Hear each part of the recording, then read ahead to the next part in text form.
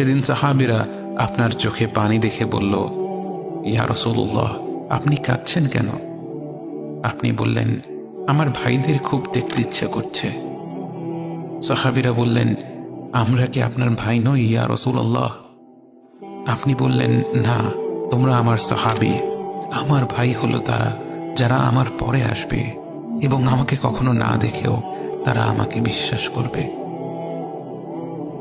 মৃত্যুশয্যায় শুয়ে আপনার অন্তরে এই চিন্তা ছিল যে আমাদের পরিণতি কি হবে। উম্মতি উম্মতি বলতে বলতে আপনি আপনার রবের নিকট ফিরে গিয়েছেন। আজ আমরা আপনার উম্মতের অংশ।